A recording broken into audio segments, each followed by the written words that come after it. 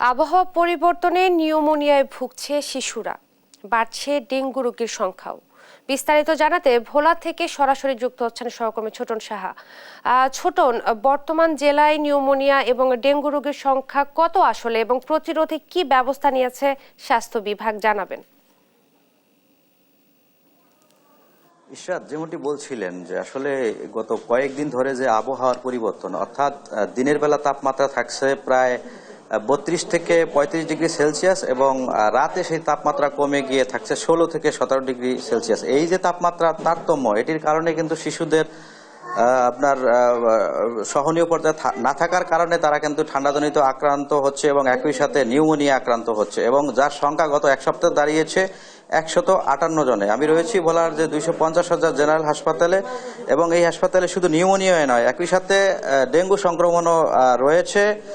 এবং বর্তমানে ভোলার 250 শয্যার হাসপাতাল সহ 7টি উপজেলা স্বাস্থ্য কমপ্লেক্সে 25 জন রোগী চিকিৎসাধীন রয়েছেন, এবং এ পর্যন্ত কিন্তু চিকিৎসা নিয়েছেন 694 জন, এবং আপনার মৃত্যু হয়েছে কিন্তু 2 জনের, এমনটি আমরা জেনেছি। এবং এ মাসের এই যে আজকে 22 দিন পর্যন্ত কিন্তু 167 জন আক্রান্ত হয়েছে, যদিও গত মাসে যার সংখ্যা আরেকটু বেশি ছিল 285 জন। তো আমরা একটু নার্সদের সাথে কথা বলবো, ডেঙ্গু আক্রান্ত রোগীদের সেবা কার্যক্রম সম্পর্কে জানার চেষ্টা করব।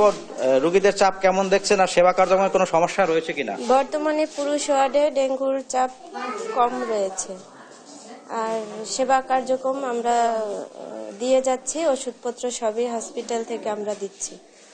ওষুধ বা এর সংকট রয়েছে কিনা? না, ওষুধের সংকট নেই, ডেঙ্গু রোগীদের জন্য ওষুধের কোনো সংকট নেই। ধন্যবাদ। যেমনটি শুনছিলেন, নাসরা বলছিল যে রোগীদের যে সেবা কার্যক্রম দেওয়ার ব্যাপারে যে ওষুধ এবং যে অন্যান্য সরঞ্জাম দরকার সেগুলো কিন্তু পর্যাপ্ত সরবরাহ রয়েছে। আমরা একটু রোগীদের সাথে একটু কথা বলবো, রোগীদের কাছ থেকে জানতে চাইবো যে আপনাদের এখানে কাকে নিয়ে হাসপাতালে এসেছেন, কেন এসেছেন? আমার স্বামীকে নিয়ে হাসপাতালে ডেঙ্গুরি আসছি। আজকে 3 দিন ধরে ভর্তি আমরা। আপনারা আতঙ্কিত কিনা এটা নিয়ে? আতঙ্কিত কত, অত জ্বর বেশি ভয়ঙ্কর, অত ভাঙ্গাচুরা করে এই জন্য একটু ভয় আসে। সেবা তো পাচ্ছেন ঠিকঠাক মতো? সেবা ঠিক মতো পাচ্ছি, কেন ওষুধ দিতে পারছি না। ধন্যবাদ। যেমনটি শুনছিলেন যে এই যে উপকূলীয় জেলা ভোলা হিসেবে আমরা চিকিৎসকদের সাথে কথা বলেছি, চিকিৎসকরা অবশ্য দাবি করেছে যে বিগত দিনে যে ডেঙ্গুর সংক্রমণ যেমনটি ছিল সেটি তুলনামূলক অনেকটা কমেছে, এবং ডিসেম্বর মাস পর্যন্ত এই ডেঙ্গুর সংক্রমণ কিন্তু থাকবে, এবং এ নিয়ে তারা ভয় না পেয়ে বলেছিল যে আরো বেশি সচেতন হওয়ার আহ্বান কিন্তু তারা জানিয়েছে। তো একই সাথে যে শিশুদের নিউমোনিয়া যে আক্রান্ত হচ্ছে সেটি যেহেতু তাপমাত্রা কমে যাচ্ছে, সেটির ব্যাপারে চিকিৎসকরা বলছিল যে অভিভাবকদের আরো বেশি যত্নবান হতে হবে এবং তাদের যাতে ঠান্ডা না লাগে সেই বিষয়গুলো লক্ষ্য করার ব্যাপারে কিন্তু তারা জোরালো আহ্বান জানিয়েছেন। তো এ ছিল আমার কাছে ভোলাতে যে ডেঙ্গু এবং নিউমোনিয়া সংক্রমণ বেড়েছে তা নিয়ে সর্বশেষ তথ্য। ফিরে যাচ্ছি স্টুডিওতে ইশরাতের কাছে। ইশরাত, এবার চলে যাব আমরা যশোরে এবং জানবো সেখানকার পরিস্থিতি। যশোরে বাড়ছে ডেঙ্গু রোগীর সংখ্যা, 24 ঘন্টায় নতুন করে শনাক্ত 11 জন। যশোর থেকে ডেঙ্গুর সর্বশেষ পরিস্থিতি জানাচ্ছেন সহকর্মী সালাউদ্দিন সাগর। যশোরে আবারও লাফিয়ে বাড়তে শুরু করেছে কিন্তু ডেঙ্গু আক্রান্তের সংখ্যা।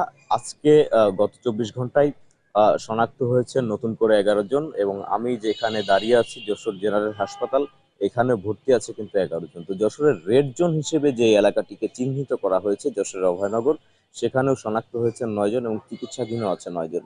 তবে আসার খবর হচ্ছে ডেঙ্গু আক্রান্তের সংখ্যা বাড়লেও মৃতের সংখ্যা কিন্তু বাড়েনি। জানুয়ারি থেকে এখন পর্যন্ত মৃতের সংখ্যা 3 জন এবং ক্রিটিক্যাল অবস্থায় রেফার হয়েছে 5 জন। তো আমরা এই বিষয়ে স্বাস্থ্য বিভাগের সাথে বারবারই কথা বলেছি। স্বাস্থ্য বিভাগ আমাদেরকে জানিয়েছেন যে তারা প্রচারণা চালিয়েছেন, এবং তাদের একেবারে রুট লেভেলে অর্থাৎ ইউনিয়ন স্বাস্থ্য কমপ্লেক্স যেগুলো রয়েছে সেখানেও তারা কিন্তু প্রাথমিক ওষুধ মজুদ রেখেছেন, এবং সেখানেও প্রচারণা চালানোর জন্য তারা কঠোর নির্দেশনা দিয়েছেন। এবং একই সাথে জ্বরের রোগী যদি তারা পাচ্ছেন তাহলে উপজেলা স্বাস্থ্য কমপ্লেক্স বা জেলার সদর হাসপাতালে রেফার করছেন ডেঙ্গু পরীক্ষা নিরীক্ষা করার জন্য। ডেঙ্গুর প্রভাব যেভাবে বাড়ছে ভাইরাসের মতো করে, এরকম ভাবে আর বাড়ার সম্ভাবনা ছিল না। তো স্বাস্থ্য বিভাগ আমাদেরকে সর্বশেষ যে পরামর্শটি দিয়েছেন যে আসলে মশারির ভিতরে নিয়মিত মশারি ব্যবহার করা ঘুমানোর সময়, এবং যদি জ্বর হয় তাহলে তরল খাবার গ্রহণ করতে বলেছেন, যেমন ডাবের পানি, লেবুর জল, এই সমস্ত খাবার গ্রহণ করতে বলেছেন। আমরা কথা বলেছি যশোর জেনারেল হাসপাতালের তত্ত্বাবধায়ক ডাক্তার হারুন রশিদের সাথে। তিনি আমাদেরকে যেমনটা জানিয়েছেন যে আসলে ডেঙ্গু রোগী প্রতিদিন বাড়ছে, তারাও এই বিষয়টা নিয়ে উদ্বেগের সাথে আছেন, কিন্তু মৃতের সংখ্যা যেন না বাড়ে সেক্ষেত্রে হাসপাতালে পর্যাপ্ত ওষুধ, স্যালাইন এবং ডেঙ্গু পরীক্ষার জন্য কিট কিন্তু তারা মজুদ রেখেছেন।